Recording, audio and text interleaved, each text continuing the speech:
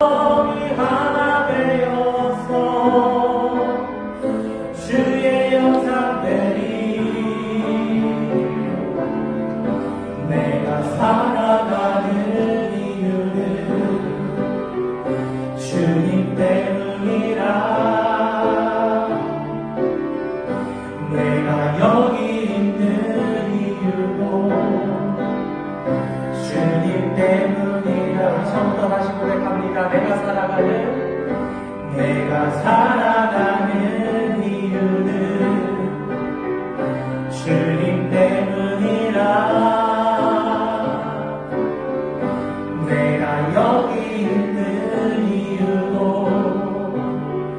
주님 때문이라. 내가 살아가는 이유는 내가 살아가는 이유는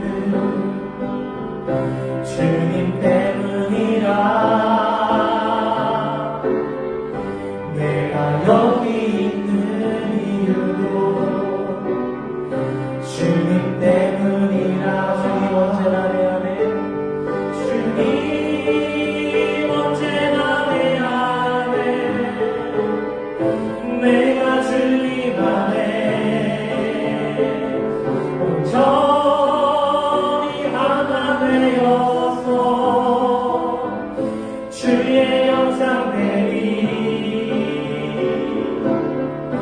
내가 살아가는 이유는 주님 때문이라. 내가 여기 있는 이유도 주님 때문이. 주님 언제나 내 안에, 주님 언제나 내 안에, 내가 주님 안에 온전히 하나 되어서 주의 영상들이 내가 살아가는 이유는 주님 때문이라. 내가 여기 있는 이유도 주님 때문이. 내가 살아가는 이유는 내가 살아가는 이유는 주님 때문이라. 내가 여기 있는 이유도 주님 때문. 주님 언제나 내 안에, 주님 언제나 내 안에, 내가 주님 안에 온전히 하나 되어서 주의 영상들이 내가 살아가는 이유는 주님 때문이라. 내가 여기 있는 이유도 주님. 내가 살아가는 이유는 내가 살아가는 이유는 주님 때문이라. 내가 여기 있는 이유도 주님 때문이라.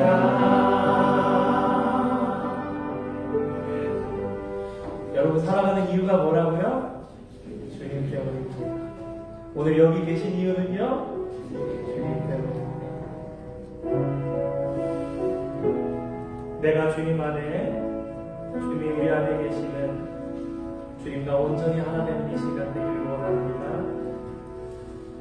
우리 주선한 능력으로 함께 고백하길 원하는데요, 가사를 깊이 생각하시면서 함께 주님 앞에 고백하기 원합니다.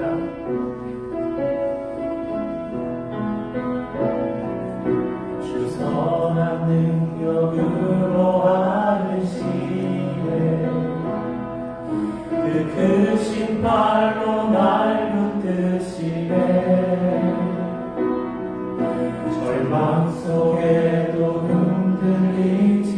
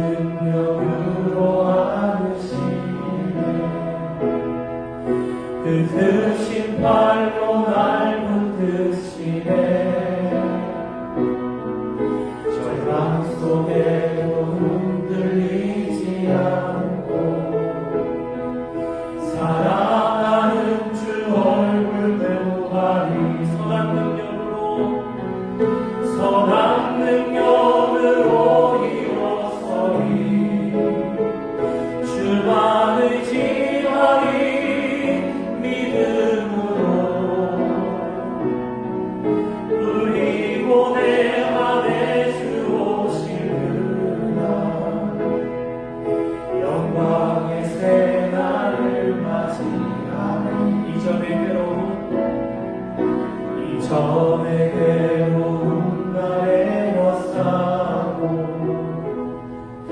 고난의 길을 걷는다 해도 주님께 모두 맡긴 우리 영혼 끝내 승리의 날을 맞으리 선한 능력으로 일어서리 주만을 지나리 믿음으로 우리 몸에 안에 주 오실 그날 영광의 생활을 선한 능력으로 일어서리 선한 능력으로 일어서리 주만을 지나리 믿음으로 우리 몸에 안에 주 오실 그날 영광의 새날을 맞이하리. 우리 함께 일어나셔서 치엄소서 찬양하겠습니다.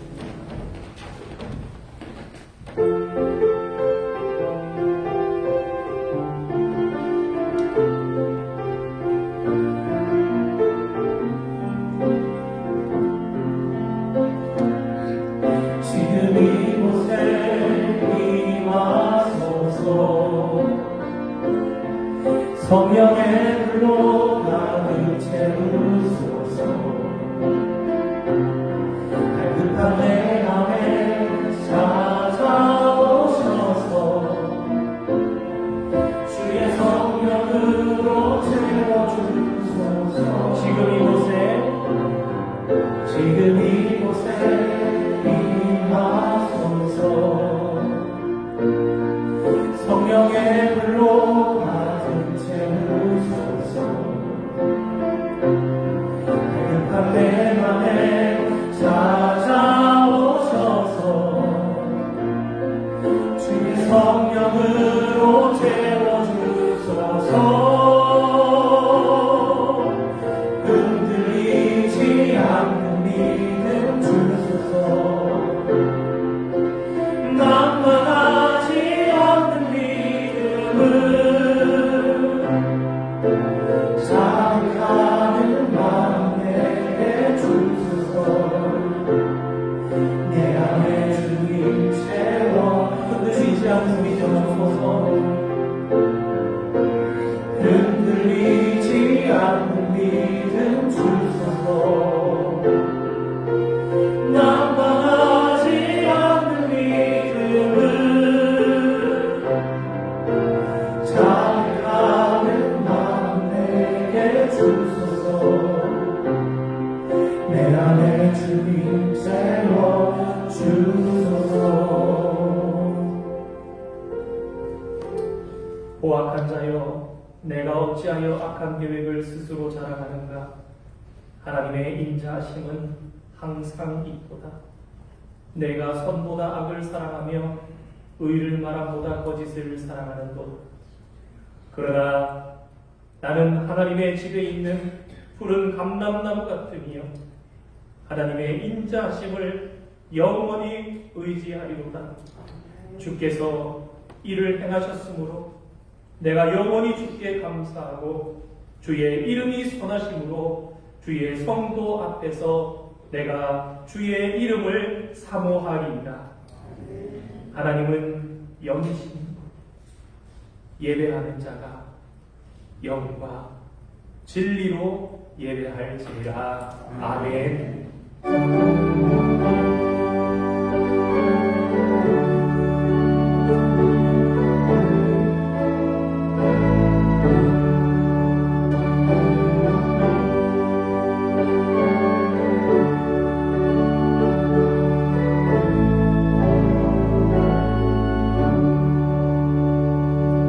인자하심이 크시고 영원하신 아버지 하나님 감사드립니다. 하나님의 예정하심 속에 저희들을 선택하여 주시사 구원하여 주시고 날마다 주님을 예배하며 주와 교제할 수 있는 삶을 살아가게 하심을 감사드립니다. 열심히 달려오던 한 주간의 삶을 멈추고 저희 중요한 모든 것들을 내려놓고 이 거룩한 주일 하나님을 뜨겁게 바라보며 주님의 이름을 높이 올려드리기를 원합니다. 하나님, 이 시간 우리의 예배를 기뻐 받아주시고 우리의 예배 가운데 임재하시사 영광 받아 주옵소서. 예수님의 이름으로 기원하옵나이다. 아멘. 찬송가 74장 찬양하시겠습니다.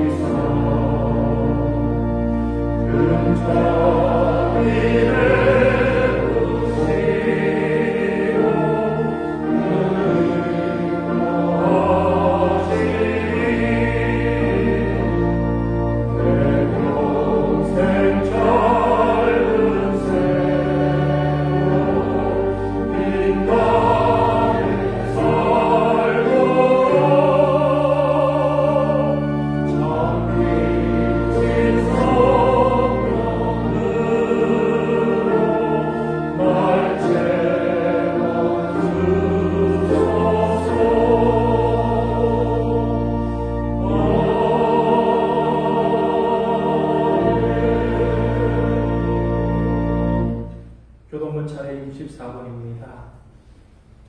64번 교동문 함께 교독하시겠습니다. 할렐루야. 하늘에서 여호와를 찬양하며 높은 데서 그를 찬양할지어다. 그의 모든 자를 찬양하며 모든 길에서 그를 찬양할지어다. 해와 달아 그를 찬양하며 밝은 별들아 다 그를 찬양할지어다. 하늘의 하늘도 그를 찬양하며 하늘의 이름들도 그를 찬양할지어다. 그것들이 여호와의 이름을 찬양함은 그가 명령하심으로 지음을 받았음이로다. 그가 또 그것들을 영원히 지으시고 해하지 못할 명령을 정하셨다. 여호와의 이름을 찬양할지어다. 그의 이름이 홀로 높으시며 그의 영광이 땅과 하늘 위에 뛰어나심이로다. 그가 그의 세상에 그를 높이셨으니 그는 모든 성도 그를 하나님의 백성 이스라엘의 찬양을 주시도다. 할렐루야. 아멘. 함께 사도신경으로 우리 신앙을 하나님께 고백하시겠습니다. 나는 전능하신 아버지 하나님 전지의 창조주를 믿습니다. 나는 그의 유일하신 아들 우리 주 예수 그리스도를 믿습니다. 그는 성령으로 잉태되어 동정녀 마리아에서 나시고 곧이어 그런 아이에게 고난을 받아 살리지 사흘 죽은 자 가운데서 다시 살아나셨으며 하늘에 오르시어 전능하신 아버지 하나님 우편에 앉아 계시다가 거기로부터 살아있는 자와 죽은 자를 심판하러 오십니다. 나는 성령을 믿으며 거룩한 공교회와 성도의 구제와 죄를 용서하는 것과 몸의 부활과 영생을 믿습니다. 아멘. 자리에 앉으시겠습니다. 이 시간 우리 대표에서 우리 김금화 장로님 나오셔서 기도 인도해 주시겠습니다.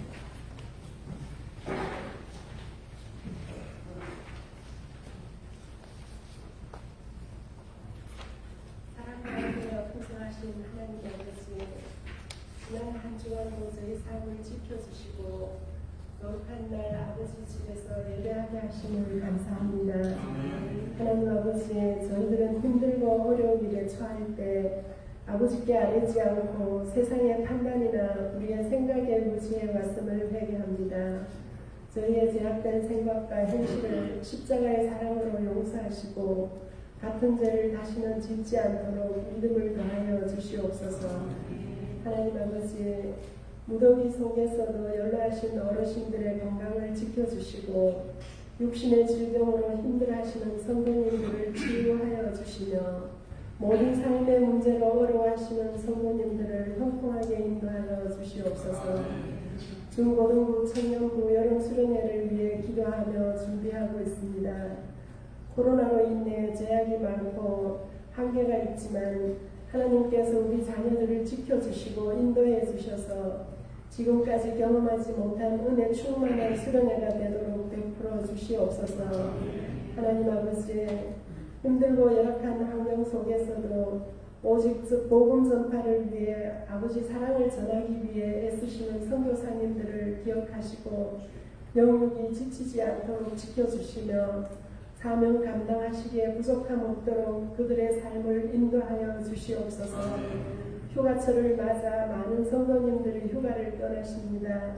안전을 지켜주시고 안식의 시간 동안 지친 몸과 영혼의 쉼을 누리게 하시며 하나님께서 창조하신 자연 속에서 질서와 호흡하며 하나님을 묵상하는 귀한 시간들 되게 하여 주시옵소서.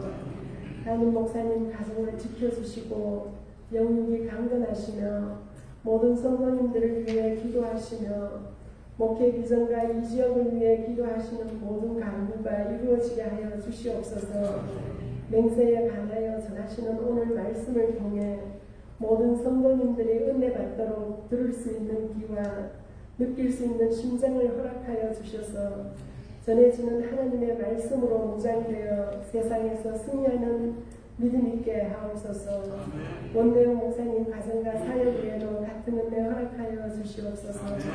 올또 주님의 몸된 교회를 위해 애쓰며 수고하시는 선생님들과 성도님들을 축복하시고 온라인 예배를 드리시는 성도님들에게도 같은 은혜를 허락하여 주시옵소서. 항상 저희를 지켜주시며 승리하게 하시는 예수님의 이름으로 기도드리옵나이다.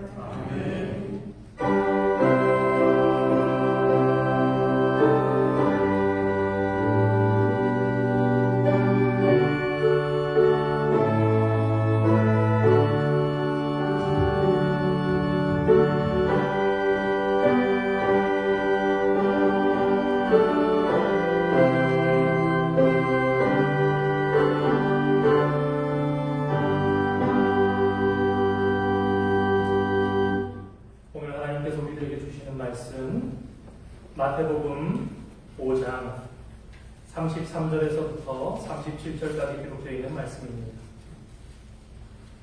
마태복음 5장 33절에서 37절까지 기록된 말씀, 신약성경 7면에 기록되어 있습니다. 찾으신 줄 알고 함께 교독을 받기를 원합니다. 또 옛사람에게 말한 바 헛맹세를 하지 말고 내 맹세한 것을 주께 지키라 하였다는 것을 너희가 들었으나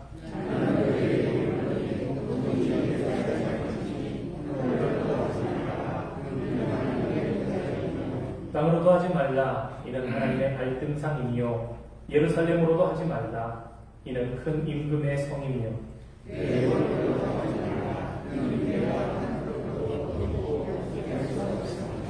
함께 함께 읽겠습니다. 오직 너희 말은 옳다, 옳다, 아니라, 아니라 하라. 이에서 지나는 것은 악으로부터 나느니라. 아멘. 요즘도 정치적으로 한국이 조용한 것만 같지는 않습니다만 몇 해 전에 굉장히 혼란스럽고 시끄러웠던 적이 있었습니다.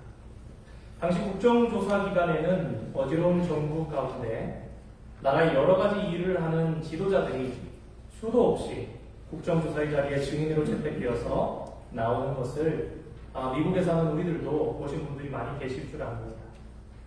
그때 증인이 되어서 나온 그들이 먼저 하는 것이 있습니다. 맹세입니다. 반드시 진실만을 말하겠다 그것이죠. 하지만 당일 수일에 걸쳐서 당시에 있었던 이 국정조사 청문회를 국민들도 보면서 한번 미디어의 뉴스 가운데 이런 타이틀이 있었습니다. 거울뿐인 맹세다. 왜냐하면 기가 막힌 일들이 그 국정조사를 통해서 벌어졌기 때문입니다. 무엇이냐면 결과는 있습니다. 이런 일이 생긴 거예요. 근데 원인이 없다라는 거예요. 기가 막힌 거죠. 맹세를 했는데 한날 한시에 증인으로 나온 두 사람 다 모두 손을 들고 맹세를 하면서 이야기를 했지만 분명한 것은 두 사람 중에 한 사람은 거짓말하고 있다는 것이죠.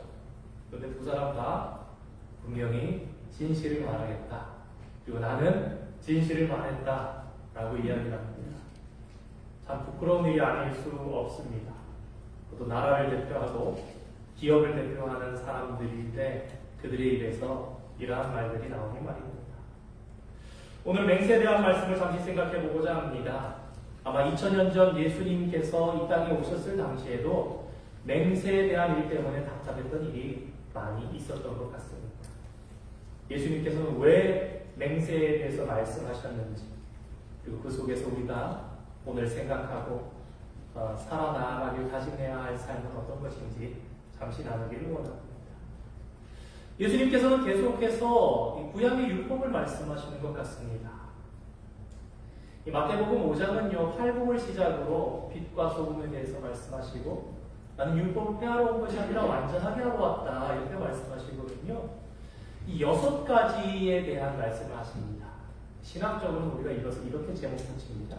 6대 반대 명제. 그러니까 6가지 반대되는, 상반되는 명제다. 옛사람에게 말한 바, 모세에게 말한 바, 너희가 이렇게 들었거니와 나는 너희에게 말하노니 그게 아니라는 거죠. 그러나 예수님께서 말씀하신 이 말씀은 하나님께서 주신 율법과 하나님께서 주신 법과 다른 말씀을 내가 지금 하는 것이 아니다 말씀. 다시 한번 우리가 이 마태복음 5장을 마무리해가는 가운데 짚어본다면 병자들을 고쳐주신 예수님, 이 땅에 오셔서 갈릴리를 중심으로 하나님의 나라의 복음을 전파하십니다. 병자들을 고쳐주십니다. 병자들이 나으니까 이 기적 때문에 예수님의 소문이 널리 온 갈릴리에 퍼진 것입니다. 예수님을 따르는 무리들이 많이 주님께로 나왔죠. 그래서 주님께서는 이 많은 무리들을 가르치시기에 한 번에 효과적으로 그런 글을 쓰신 분도 계세요. 예수님께서 산 가운데서 어디서 말씀하셨고 이 말씀이 과연 육성으로 그 5,000명, 혹 2만 명, 혹 그 이상 되는 그 청중들에게 어떻게 들렸을까?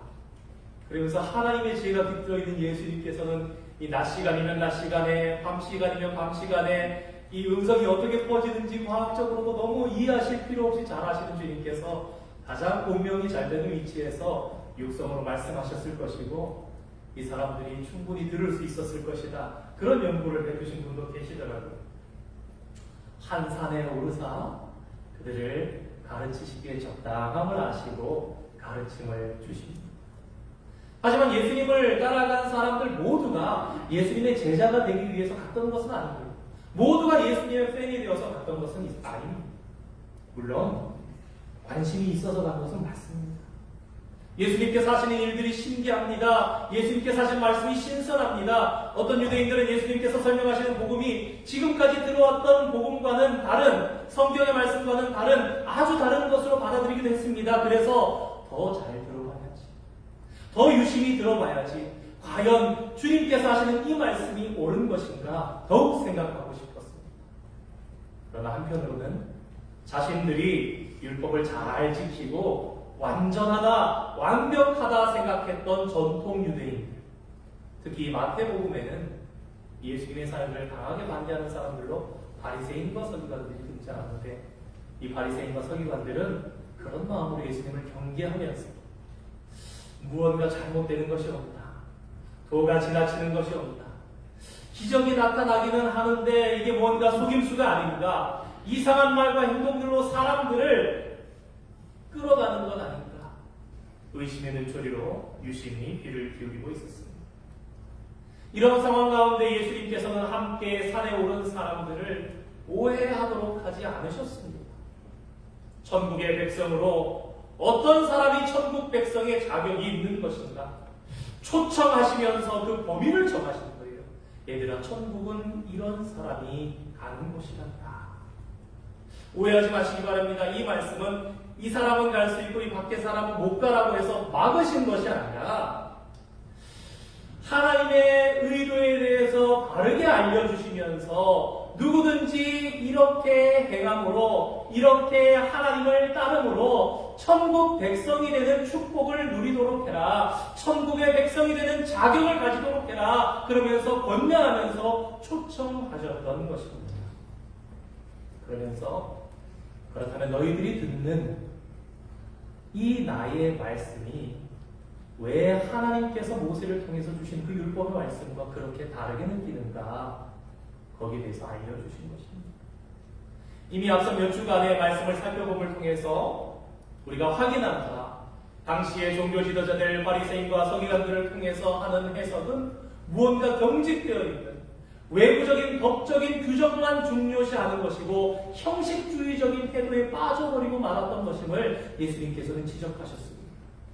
그러나 예수님께서는 훨씬 더 포괄적이면서 엄격하게 그 율법을 주신 근본 정신, 왜 하나님께서 이러한 법을 너희에게 주셨는지, 그리고 너희들이 오늘날 어떻게 살아가고 있는 것인지, 이것이 과연 하나님께로부터 받은 참 명령을 지키고 너희들이 따른다고 하는 것이 맞는 것인지, 이스라엘 백성들로 하여금 이 마음의 중심으로부터 우러나서 그 하나님께서 주신 그 근본 마음을 헤아리고 그것을 행하면서 살 수 있도록 다시금 리오리엔테이션을 주신 것입니다.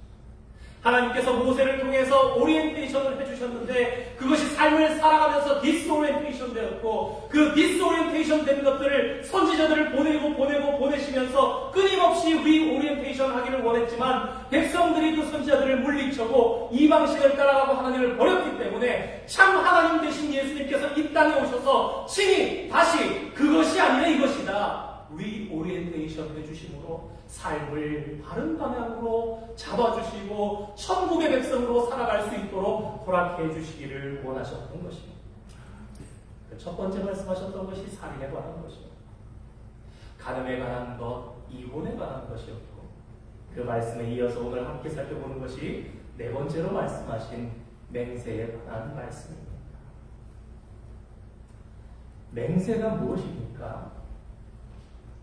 맹세라는 거 우리가 다 잘 이해하고 있지만 맹세가 무엇입니까? 설명하면 더군다나 이민생활 와서 살아가다 보니까 영어도 썩 잘하시는 못하는데 저 같은 경우에 한국말에 대한 데피니션이, 한국말에 대한 이 거기에 대해서 잘 풀지를 못할 때가 이제 생기는 것 같아요. 쉽게 생각하면 약속이랑 비슷하다 할 수도 있습니다. 근데 이 약속과 맹세가 무엇이 다른가 생각해보면 맹세는 약속이야 이렇게만 설명하기에는 어려운 부분이 있거든요. 우린 내가 약속할게 그러면 이 약속한다는 이야기 속에는 강제성은 없습니다. 약속할게 그래 알았어 그럼 꼭 지켜 이렇게 얘기하죠. 근데 이 약속이라는 게 깨어졌을 때 여러분 어떻습니까? 약속이 깨어질 때는요 미안한 마음이 생기는 거예요. 그것 때문에 내가 법적으로 책임을 짓게 이렇게까지는 잘 이야기를 하지 않습니다. 근데 맹세라는 것은요 지키지 않을 때 심각한 손해가 생기는 겁니다. 위험이 생기거나 어려운 결과를 가져올 때 맹세를 합니다. 그러니까 무슨 얘기죠? 약속과 어떻게 보면 그 핵심은 비슷한 것 같지만 반드시 지키겠다. 이게 맹세지요. 지키지 않으면 큰일 나니까. 지키지 않으면 내가 굉장히 손해를 보거나 지키지 않으면 내가 위험하거나 다치거나 어려울 수 있습니다. 우리가 공사 일을 할 때 지켜야 하는 걸 안 지키면 다치는 겁니다. 죽을 수도 있는 것입니다. 그런데 이 맹세라는 것이 도대체 무엇이 문제였을까요? 예수님께서 한가해서 야 이제 맹세에 대해서 내가 얘기를 해볼게 그런 거 아닙니다. 예수님께서 특별히 5장 가운데서는 6가지 이 구약의 말씀에 대해서 말씀해 주시는데 괜히 일부러 어쩌다 보니까 6가지 얘기한 것 중에 맹세가 들어갔는가? 그런 게 아니고 중요합니다. 예수님께서 친히 그 땅 가운데 많은 제자들을 향해서 특별히 산에 오른 이 사람들에게 산상수훈의 천국복음의 핵심으로 무엇을 이 시간 가운데 가르쳐주는 것이 내 백성들을 많이 하나님 앞으로 인도할 수 있는 길일까? 그 중에 대표적으로 생각하시고 말씀하시고 선별하셨는데 그 중에 한 가지가 맹세에 관한 거였다는 것이죠. 반대로 얘기하면 뭡니까?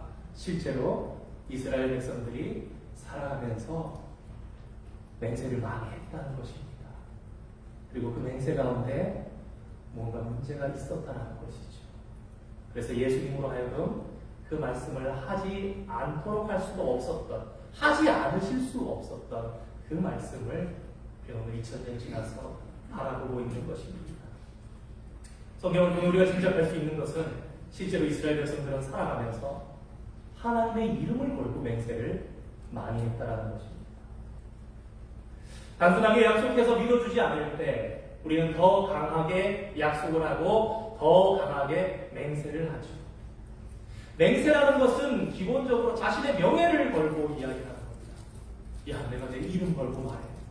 내가 약속할게. 그런데 여러분, 아무리 내가 지키겠다, 맹세한다 그래도 상대방이 안 믿어주면 이거 소용이 없는 겁니다. 내가 내 이름 새 석자 걸고 얘기를 한다니까 아이고 네 이름 석자가 뭐가 그래 그러면서 믿어주지 않으면 이게 맹세라는 것도 별 의미가 없어지는 겁니다. 가깝게 우리나라 문화 가운데 또 어린 시절 생각해보면 그러지 않습니까? 막 주장을 합니다. 야 그게 맞아 이러면서 말이고 내가 지킨다니까. 그래서 뭐라 그럽니까? 내가 우리 엄마 이름 걸고 지키기, 내가 우리 아빠 이름 걸고 지키기, 야 그게 아니면 우리 할머니 할아버지 뭐다 이러면서 막 얘기를 합니다. 그러다 보면 저도 초등학교 시절에 막 보면은 여기서는 초등학교 맞죠? 초등학교 시절에 보면은 와 자기가 믿는 신에 대해서 막 얘기를 하면서 나는 교회 다니니까 하나님 이름으로 그런다 그러고 어떤 놈은 저기 절에 다닌다 그러면서 뭐 부처 이름으로 가지고 이렇게 맹세를 한다고 그런 이야기를 하는 거예요. 왜 그러니까? 그렇게 안 하면 자신을 안 믿어주니까. 꼭 맞는데 맞다라고 주장해야 되는데 잘 안 믿어주니까 그러는 거 아닙니까? 이스라엘 백성들이 하나님의 이름으로 맹세를 했습니다. 왜 하나님의 이름으로 맹세했을까요? 중요하게 생각하면서 지키려고요. 중요하지 않다 생각했던 것은 아닙니다. 이스라엘 백성들은 하나님의 이름으로 맹세할 때 두 가지를 생각했습니다. 첫 번째, 하나님의 이름을 함부로 사용해서는 안 됩니다. 사실은 성경책이 기록된 이 히브리어 원어를 보면요, 하나님을 상징하는 이 단어의 발음을 잃어버렸습니다. 사실은 구약 성경 보통 아도나이라고 이렇게 씁니다. 자음만 닦아서 적습니다. 우리 잘 아시는 것처럼 서기관들은 이 아도나이라는 이름이 나오면 목욕을 하고 그러고 와서 적습니다. 얼마나 함부로 그 이름을 이 아도나이 아닌 다른 표현도 있습니다. 근데 그걸 안 쓴 거예요. 또 발음을 소실했습니다. 하나님의 이름을 함부로 사용해서 안 된다라고 생각을 했고, 또 다른 한 가지는 그럼에도 불구하고 하나님의 이름으로 맹세를 했다면 그것은 반드시 지켜야 한다. 이 두 가지를 가지고 생각했습니다. 10계명에도 제3계명에 이런 말씀이 있지 않습니까? 너는 너의 하나님 여호와의 이름을 망령되이 일컫지 말라. 아이들이 애리 첫째도 그렇고 둘째도 그런데 한 2살, 3살 이럴 때 10계명 외운다고 교회에서 주일학교 저희가 유초등부 영유아 이런 데서 있어서 이 3계명 외우는 거를 보면은 참 이렇게 참 마음이 참 뭐라고 표현하기 그럴 때가 있습니다. 저 녀석이 저 나이에 망령되이라는 말을 과연 뭐 이해하고 망령되이 걷지 말라 이러면서 하면은 뭘 알고 하는 걸까? 저 외운다고 외우지만 참 어떤 도움이 되는 걸까? 이 3계명 가운데요, 이 단어 가운데 중요한 단어는 망령되이입니다. 망령되이라는 말이 해석이 돼야 이 3계명의 의미가 제대로 와닿기 때문입니다. 망령되다라는 것은 함부로, 부끄럽게, 욕되게 하지 말라라는 것입니다. 만일 자신을 믿어주지 않는다고 해서 하나님의 이름으로 맹세했다고 합시다. 그런데 그걸 못 지켰습니다. 그러면 어떻게 됩니까? 하나님의 이름으로 거짓말하는, 하나님의 이름을 가지고 사칭하는 사람이 되죠. 저 사람은 하나님의 이름을 가지고 얘기하는데 안 지킵니다. 여러분, 대한민국에 수년 전부터 최근까지 이 사칭이 엄청난 범죄로 이용되고 있지 않습니까? 몇 해 전까지만 해도 은행입니다. 네, 여기 법원입니다. 경찰서입니다. 요새는 이제 대한민국 사람들이 경찰서라 얘기 들어도 별로 놀라지도 않을 거예요. 당신의 은행 계좌에 문제가 생겼으니 그 계좌의 비밀번호하고 주민등록번호를 알려주십시오. 당신의 아들이, 딸이 지금 다쳤는데 위험하니 지금 얼마를 급히 입금하면 병원비를 해결하겠습니다. 이들이 짓는 죄가 사칭입니다. 하나님께서는 이스라엘 백성들에게 하나님의 이름을 사용할 때 아주 조심해서 사용하라고 10계명 가운데 읽어주셨습니다.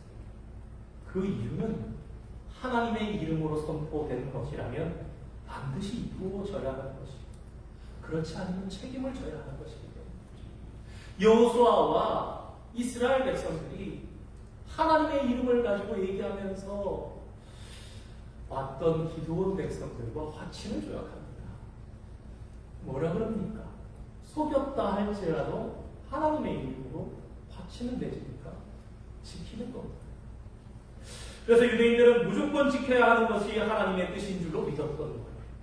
그러나 이런 생활들이 계속되면서 자신들 스스로가 만군의 하나님 여호와를 무지막지한 분으로, 무서운 분으로 변질시켜 가고 있는 것을 몰랐습니다.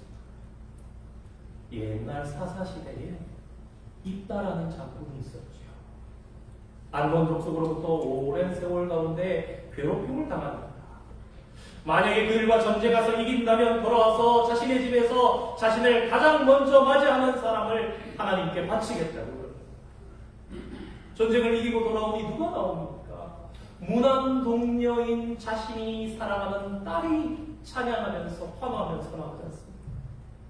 여러분, 근데 한번 생각해 보시기 바랍니다. 하나님께서 입다의 딸을 원하셨던 것입니까? 정녕 하나님께서 입다의 딸의 생명을 데려가시는 것이 필요해서 그 딸이 무엇이라고? 아니지요. 결코 하나님께서는 입다의 딸을 원하지 않으셨습니다. 오히려 하나님께서는요, 이스라엘 백성들에게 율법을 주면서 강조하셨던 것이 있습니다. 너희는 그 땅에 들어가거든 그 전에 백성들이 살아갔던 것 같이 인신제사를 몰렉에게 섬기는 그러한 정말로 불결하고 가증한 것으로 살아가지 말라고 경고하시면서 너희에게서 그러한 죄악을 제하라고, 그러한 악을 행하지 말라고, 결단코 그런 문화를 따라가지 말라고 강조하셨습니다.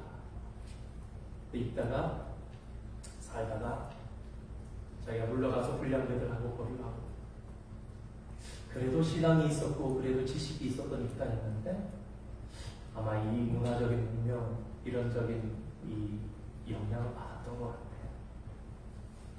자신 딴에는 하나님 앞에 한다 그러면서 스스로 입술로 인신제사를 맹세한 거죠. 하나님께서 잔인하시고 무지막지하신 분이 아니라 자신 스스로가 하나님의 이름으로 내뱉은 말로 인해서 되돌릴 수 없는 일을 저지르고 말았습니다. 한 번은 사울 왕이 블레셋과 전쟁할 때 이렇게 얘기합니다. 아무도 이 전쟁이 끝날 때까지 먹지 말라. 사울은 이렇게 이야기하면 더 맹렬히 열심히 싸워서 우리가 죽기까지 싸워서 끝내고야 뭘 먹겠다는 마음을 가지고 싸워서 전쟁을 마치고 나면 먹어야지 그래서 더 열심히 싸울 줄 알았는데 전쟁은 길어가고 군사들은 지쳐갔습니다. 그런데 이러한 때에 사울의 아들 요나단이 이런 아버지의 명령을 듣지 못하고 싸우다가 지쳤을 때 막대기 끝에 꿀을 좀 찍어 먹었습니다. 그런데 이날의 전쟁은 요나단 때문에 승리를 거두었거든요. 전쟁이 끝났습니다. 요나단이 큰 공을 세웠는데 사울이 약속한 약속 때문에 죽여야 하는 겁니다. 사울이 자기 아들이지만 죽이려고 그러고 있는데 백성들이 말리죠. 왕이시여 그렇게 할 수 없습니다. 오늘은 이 전쟁을 승리로 이끈 요나단인데 이 큰 공을 세웠는데 그렇게 할 수 없습니다. 말했습니다. 멀리 성경의 역사로 갈 것도 없습니다. 우리 주변에도 잘 생각해보면 간혹 저와 여러분 중에서도 하나님께 약속을 하죠. 서원법이라고 합니다. 그것이 걸림돌이 되는 경우가 있습니다. 하나님 제가 10일 금식을 죽을 작정을 하고 하겠습니다. 마음 먹을 때 안 하려고 그렇겠습니까?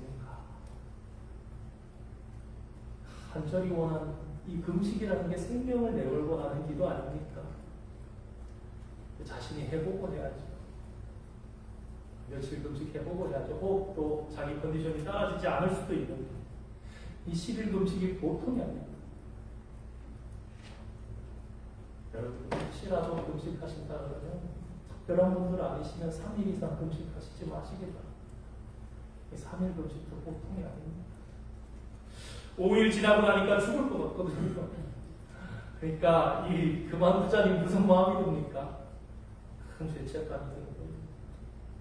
하자니 죽을 것 같고 안 하자니 하나님 앞에 약속했는데 제가 청년부 시절에 잘 지내던 우리 형님 한 분이 어머니가 고등학생 때인지 중학생 때인지 자기 아들을 목회자 만들겠다고 하나님 앞에 서원하셨어요. 자기가 서원했던 게 아니거든요. 20대를 참 힘들게 방황하면서 지낼 때가 있었대요. 그게 자기에게 너무 힘들었어요. 또 고민했던 거죠. 나는 아닌 것 같은데 그래도 어머니가 이렇게 서운하셨다는데 지켜야 되겠다는 그런 마음 때문에 아마 그 길을 가야 하나 굉장히 고민하면서 준비를 해보지 않았나 싶습니다. 몇 해 전에 이제 그런 얘기를 들었고 지금은 이제 한 교회 장로님이 되셔서 멋지게 너무 잘 섬기고 계십니다. 사실 하나님께서는 하나님의 이름을 걸림돌 대라고 죄책감을 느끼라고 주신 것이 아니지 않습니까? 우리 여호와 하나님의 이름은 그 이름 자체만으로도 그 거룩한 분의 이름 자체만으로도 우리에게 축복이요 영광이요 큰 기쁨이 아닙니까? 그렇게 되어야만 마땅한 게 아닙니까? 그런데 이것이 무엇입니까? 그 거룩하신 하나님의 이름 때문에 우리가 고민하고 괴로워하는 거예요. 힘겨워하는 거예요. 삶이 골물이 나는데 이걸 지켜야 된다고 악착같이 해보려고 하는데 너무 힘들고 더 나아가서는 하나님을 원망하는 일까지 가는 경우도 없지 않아 있습니다. 게다가 이것이 하나님 잘못도 아닙니다. 생각해보면 하나님께서는 얼마나 더 안타까우시겠습니까? 내 아들아 내가 그걸 원하는 게 아니야. 내 딸아 나는 그러한 것을 너희에게 요구한 적이 없다. 여러분 이 문제의 핵심이 무엇인지 아십니까? 우리가 하나님의 이름을 사용하고 맹세하고 약속하고 서원하고 살아가는 그 가운데 자칫 잘못하면 하지 않아야 되는 잘못된 맹세들이 들어가 있는데 그것은 뭐냐면 우리가 우리 능력으로 안 되니까 우리 힘으로 안 되니까 우리의 신뢰로 안 되니까 하기는 이 일을 반드시 해야겠는데 나를 믿도록 하기 위해서 이 일을 마치기 위해서 함부로 하나님의 이름을 가져다 쓰고 그것을 해결하지 못해서 버거워하는 거예요. 그러니까요, 이것은 우리 삶에 내가 원하는 뜻을, 내가 원하는 목적을 이루기 위해서 엄밀히 말하면 하나님을 이용하는 겁니다. 그 안에는 마치 하나님을 우리 종처럼 부리는 그러한 모습이 숨겨져 있음을 우리는 그 핵심을 바라봐야 합니다. 예수님께서는 원래 맹세의 정신이 어디에 있었던 것인지 말씀해 주십니다. 그러면서 너희들 결단코 하나님의 그 위대하시고 거룩하신 성호를 함부로 다루지 말아야 한다고 본문 가운데 가르쳐 주십니다. 제가 다시 한번 읽어보겠습니다. 나는 너희에게 이르노니 도무지 맹세하지 말지니 하늘로도 하지 말라. 왜요? 이는 하나님의 보좌입니다. 땅으로도 하지 말라. 왜요? 이는 하나님의 발등상입니다. 예루살렘 성으로도 하지 말라. 왜? 이는 큰 도성이며 너희 머리로도 하지 말라. 너희 머리털어 하나 희게도 검게도 못하는 너희들이 너희 머리로 하는 것도 담당치 못한다는 말씀을 하시면서 이렇게 말씀하십니다. 오직 너희는 말하되 옳다. 아니야. 그러면 옳아. 거기까지. 아니야. 맞는데? 아니야. 거기까지만. 거기서 지나는 것은 이제 우리가 악으로 판단하는 겁니다. 아니야 해서 진짜 아니야 마지막에 아니야 해서 내가 보니까 정말 아니야. 그 이상은 진짜 아니라니까 100% 내가 장담한다니까 이런 일이 없다지 않습니다.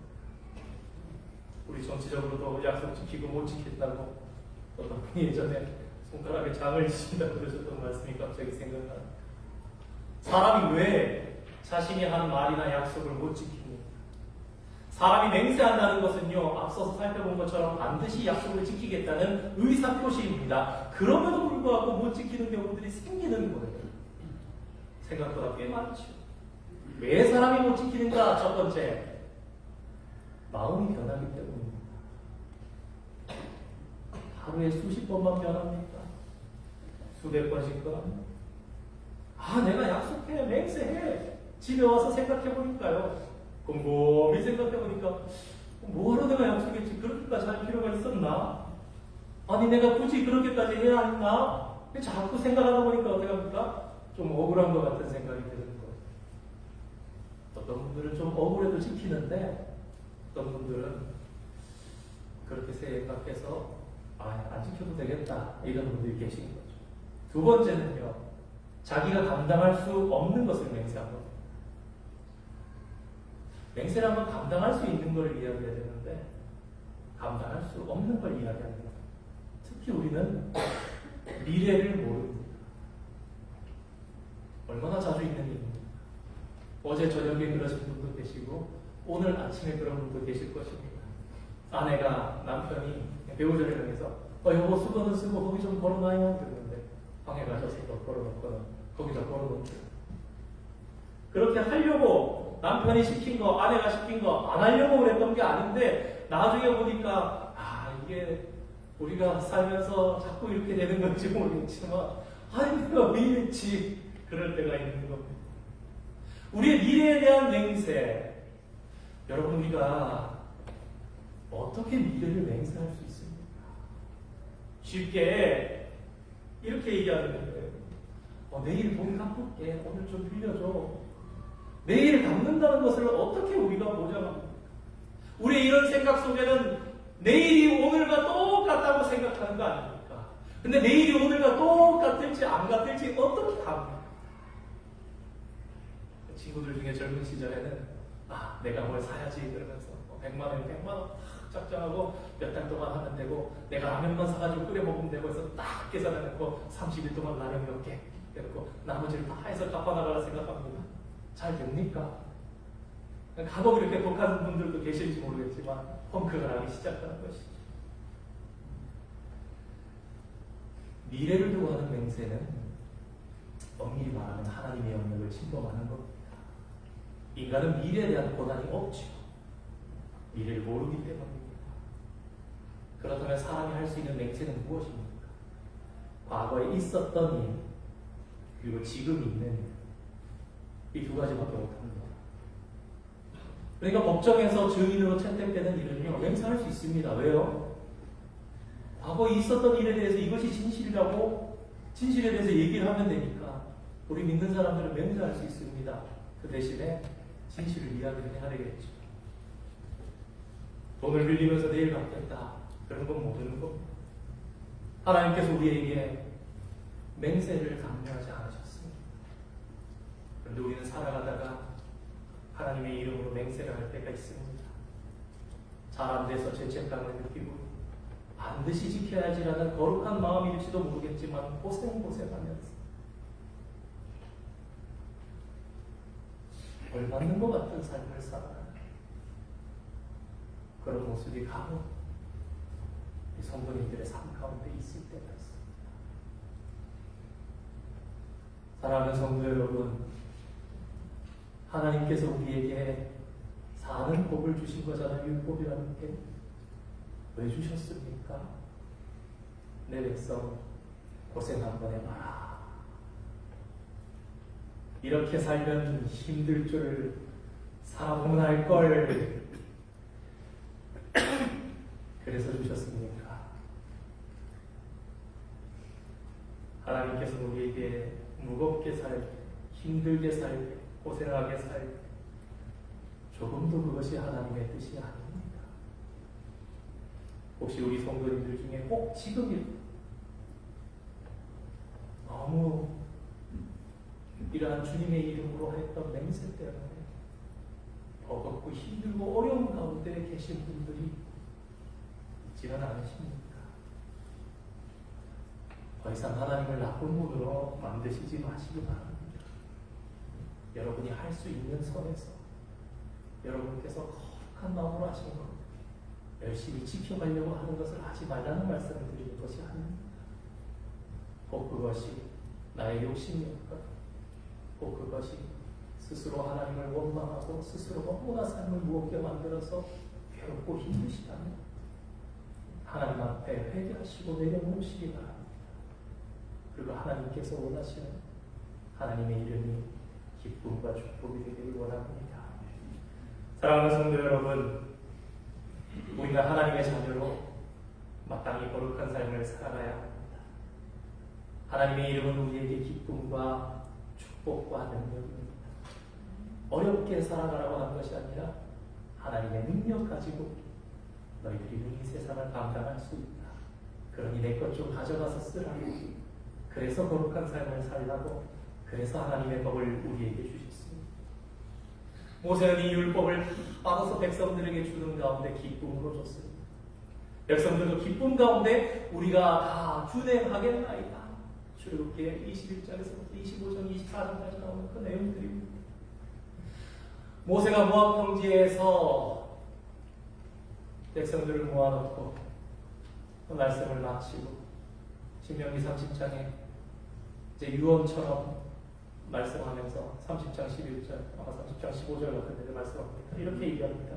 내가 오늘 내게 명령한 이 법은, 이 명령은 내게 어려운 것이 아니야. 먼 것도 아니야. 오직 그 말씀이 내게 매우 가까워서 내 입에 있으며 내 마음에 있은즉 내가 이를 행할 수 있느니라. 아니, 모세는 율법이 쉬웠나? 율법은 그 근본 정신을 이해해 나갈 때 그것은 참으로 인간이라면 행해야 할 바랍니다. 마음 중심에서 우러날 때 할 수 있다는 거예요. 모세는 일부러 어려운 것을 주면서 너희들이 이걸 반드시 지켜야 돼. 지키지 않으면 하나님께서 저주하실 거야. 그렇게 율법을 준 것이 아니라 율법은 오늘 예수님께서 해석해 주시는 것처럼 그 중심을 할 때, 하나님께서 우리에게 주신 목적을 할 때, 이유를 할 때 우리의 마음 가운데서 우러나면서 마땅히 주의 백성으로 행해 나가야 할 것이다. 다시 바꿔서도 쉽게 말씀드려보겠습니다. 하나님을 사랑하니 그 사랑이 모세의 가슴에 커서, 그 사랑이 이스라엘 백성들의 가슴에 커서, 아, 내가 하나님 이렇게 사랑해서 나를 구속하시고 구원해 주셨는데 마땅히 그 사랑 따라 살아야겠구나 했더니 먼 것이 아니고 가까운 것이었고 어려운 것이 아니라 우리의 입에 있고 우리의 마음에 있는 것이더라, 이 말입니다. 오늘 삶 속에 저와 여러분은 어떤 맹세를 하고 계십니까? 혹시 그것들 가운데 도가 지나친 것이 있지는 않습니까? 신용이 안 되고 내 이름 석자로 신뢰가 안 된다면 시간이 흐르며 신뢰를 쌓아가야지. 반칙하면 안 되는 겁니다. 우리가 돈 주고 살 수 있습니까? 축구에 보면 오프사이드라는 조금 어려운 법칙이 있는데요. 그것은 아무리 볼을 멋있게, 아무리 어려운 상황에서 아무리 결정적으로 네트를 가르면서 멋지게 들어가도요, 가끔 보면 그런 일 있으시지 않습니까? 점수 아니라고. 왜요? 오프사이드는 반칙이니까요. 여러분, 하나님의 이름을 함부로 사용하고 하나님을 잘 몰랐지만 우리의 아래에 놓고 우리의 필요에 따라서 쓰는 것, 반칙입니다. 이것은 우리가 아직 주님을 진정한 나의 왕, 나의 주인으로 모시지 못했다는 것이죠. 하나님을 참된 주인으로 모시고 살아간다면 우리는 어떤 일이 있어도 예수님 말씀처럼 그렇게 하지 못하는 것. 우리는 산상수훈의 말씀을 통해서 하나님께서 주신 계명에 더 가까이 다가가기를 원합니다. 주님께 가까이 가는 가운데 주님께서 우리를 새롭게 하시고 새힘 주시사 하나님의 능력으로 살아가시도록 하실 수 있기를 간절히 바라면서 주님의 말씀 우리 더욱 가까이 우리의 입술을 두고 우리의 마음을 두고 살아가면서 그 귀한 축복을 누릴 수 있기를 원합니다. 함께 찬양하길 원하는데요, 주께 가오니라는 찬양입니다. 가사를 생각하시면서 주님의 말씀 더욱 사모하고 주님의 기쁨 되는 저와 여러분의 삶을 살아가기를 원합니다.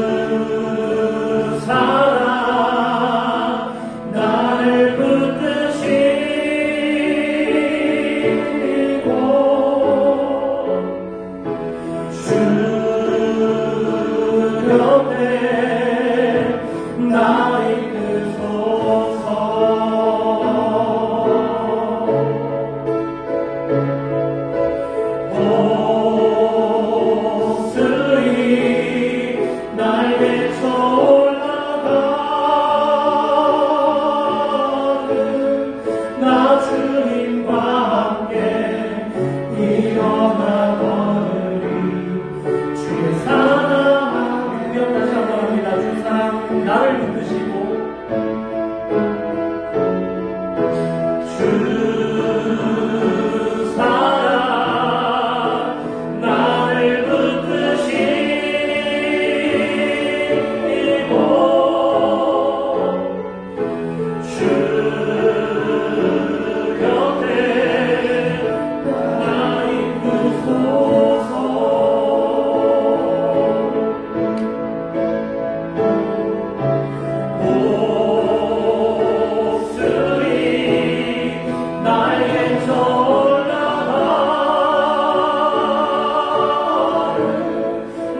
주님과 함께 일어나오니 주의 사랑에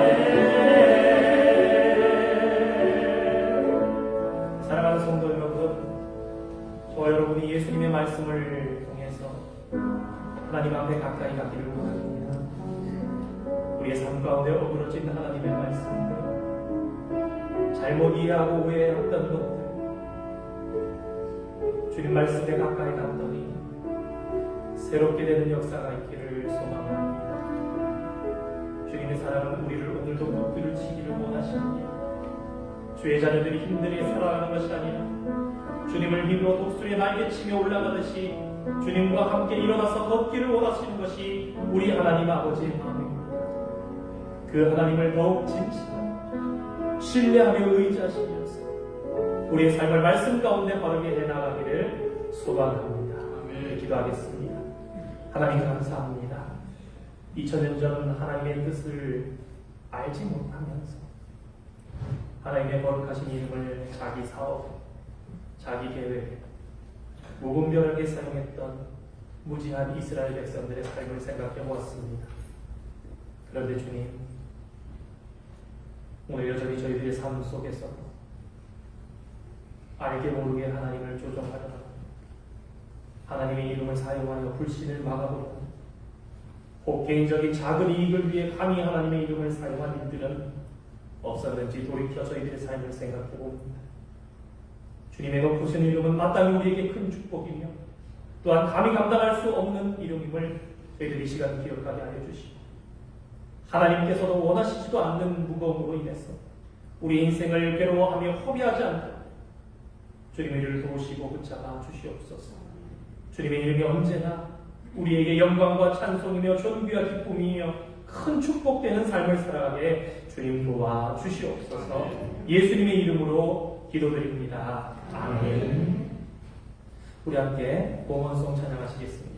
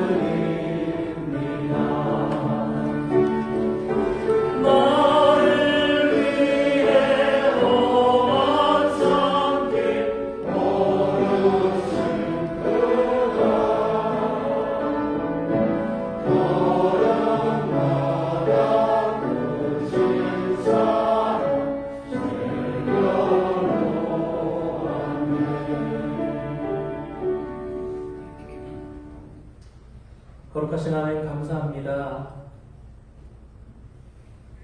주님의 은혜 가운데 오늘도 살아가게 하시고 하나님의 거룩하신 말씀 속에 하나님의 마음과 정신을 배워 천국에 가까운 삶을 살아가도록 우리에게 허락하시고 우리를 초청하시니 감사드립니다.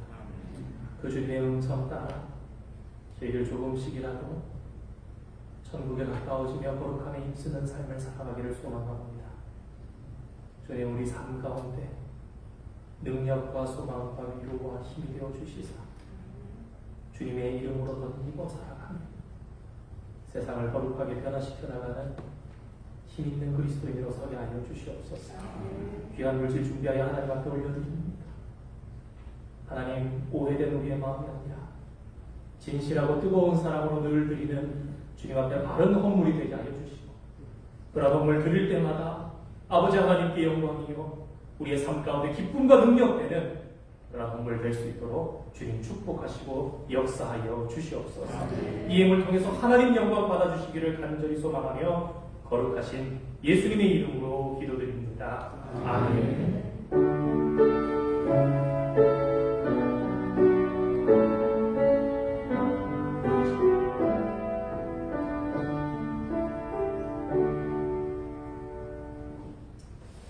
자리에 앉으시겠습니다. 우리 주보의 뒷면에 소식난 참고해 주시면 되겠습니다. 8월 정도부터 내도 괜찮은데 조금 일찍 우리 학부모님들 아시면 도움이 될까 싶어서 그렇습니다. 우리 9월부터 매주 첫 번째 주 토요일 새벽은 우리 전교인 새벽 기도입니다. 백투스쿨 이제 9월 첫 주 지나면서 레이버데이 지나면서 시작되는데요. 그래서 우리 백투스쿨을 앞두고 자녀들 기도 받으시고 싶으신 분들, 우리 학부모님들은 9월 4일 새벽에 전교인 새벽 기도로 모이면서 자녀들과 함께 오시면 앞에 나오셔서 기도하시고 제가 다니면서 아이들 안수 기도해 줄 수 있도록 하겠습니다. 필요하신 분들께서는 기억하시고 함께 기도할 수 있는 특별한 시간으로 준비하실 수 있기를 바랍니다. 오늘 2부 예배 후에는 강연은 모이고요. 다음 주일 2부 예배 후에는 공천위원회 모임이 있습니다. 교육부 여름사역 위해서 계속해서 기도해 주시고 성경 필사운동 범위는 이사야입니다. 필사 노트 필요하신 분들 교회를 통해서 반값에 구입하실 수 있고 또 혹시 어떤 노트든 여러분들 정성껏 사용하시면 되겠습니다. 새벽에 그래서 일부러 말씀을 이사야에 맞춰서 나갑니다. 혹시라도 좀 여러분들 필사하시면서 함께 또 시너지 효과, 또 은혜를 이룰 수 있을까 싶어서 그렇습니다. 지난 금요 성경 공부 계속해서 진행된 사원들이 이제 마쳐졌는데요. 후기 및 인터뷰 영상이 준비되어 있습니다. 준비되시면 켜주시고요.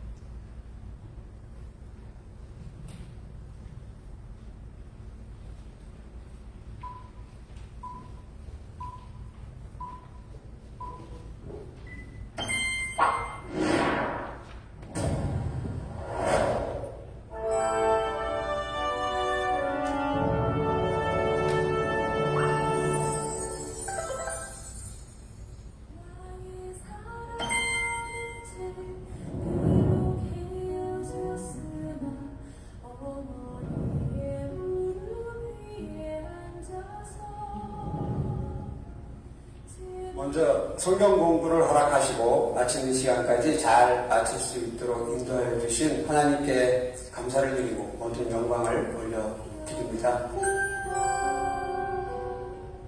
52 장조연신 장철남인생 안녕하세요. 성건이입니다. 짝쫄래는 힘. 네, 처음에는 목사님께서 짱조연신 하셔가지고 문화적인 충격이 있었는데 오늘까지 저희 아이들이 욕시장저나 사람의 결단 뭐 이러면서 그런 얘기를 하면서 노는 걸 보고 이 방법이 되게 영향력 있구나 하는 생각을 했고요. 제 딸 성주가 선지자 요나에 대해서 질문을 하나 했는데 거기에 대해서도 제가 망설임 없이 대답을 할 수 있었던 이유도 이번 성경 공부에 영향을 많이 받아서 그렇게 했고요. 정말 특별하고 재미있는 성경 공부였습니다. 우리 탁월한 목사님의 아주 특별한 성경 공부였어요. 정말 신나고 기다려지는 성경 공부 시간이었습니다. 성경 공부하면서 중국어를 해보기는 처음인데 재미있었고 인상이 남는 그런 성경 공부였습니다.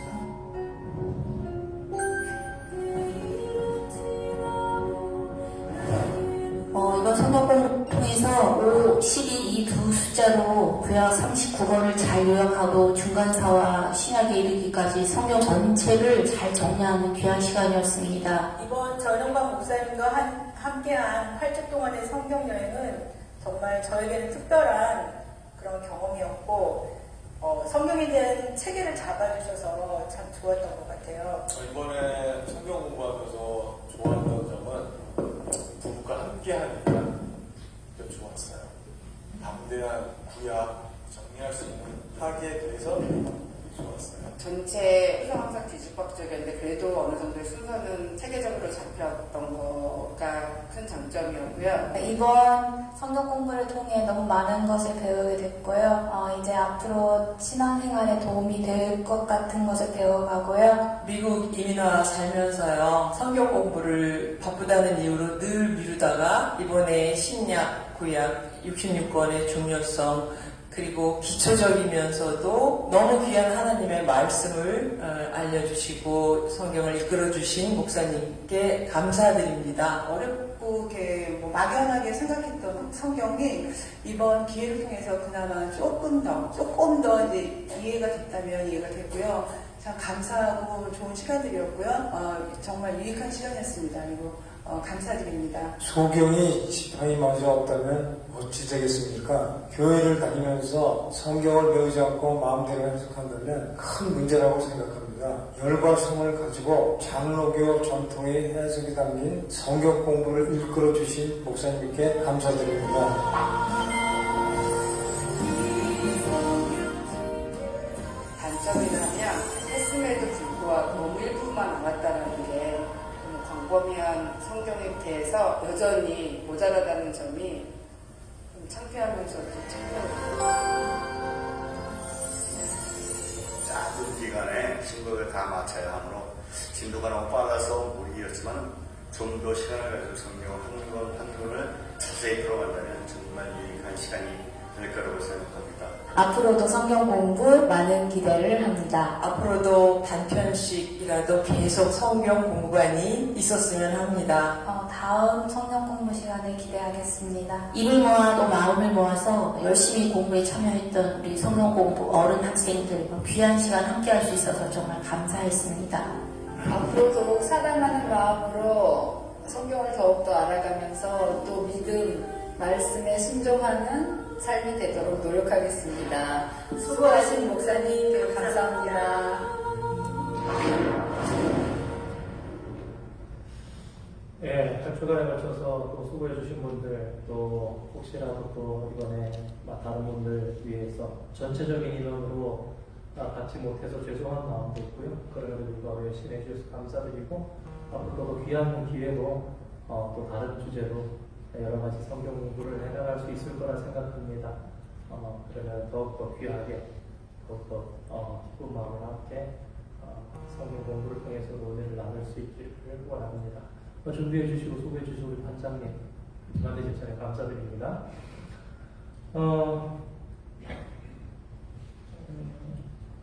오늘 아침에 왔더니 이렇게 물이 새더라고요.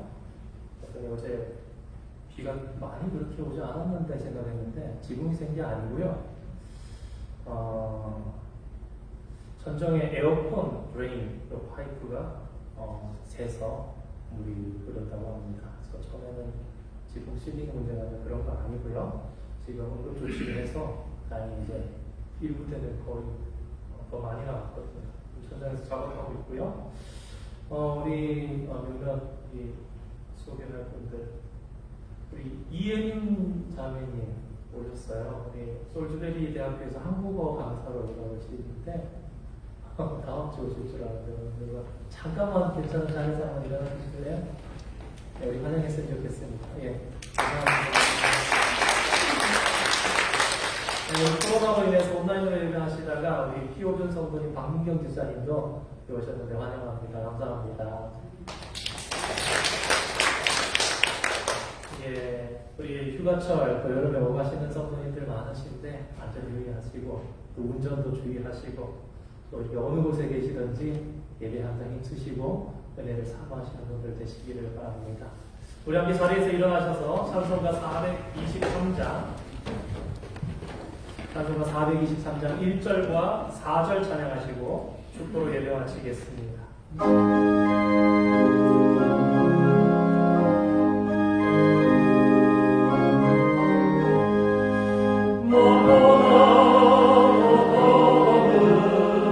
주의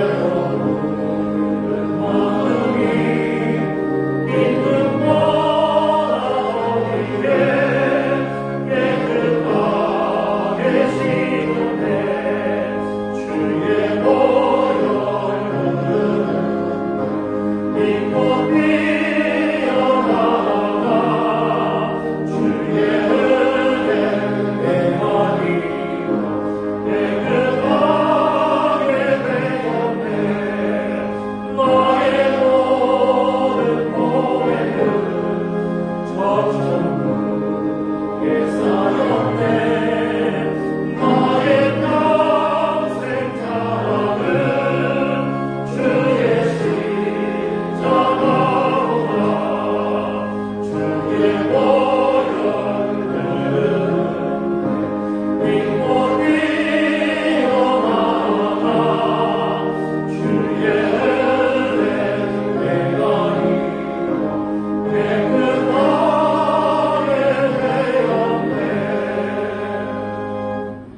우리 주 예수 그리스도의 크신 은혜와 하나님 우리 아버지의 무한하신 사랑하심과 성령님의 위로하시고 보호하심이 감동과 마교통 역사하심이 오늘 주님 앞에 나와 주의 말씀을 받으며 주님께 더 가까이 가기를 소망하며 주님으로 힘입기를 그렇게 승리하며 살기를 원하는 사랑하는 모든 성도들 위해 이제로부터 영원토록 함께 하시기를 간절히 축원하옵나이다. 아멘.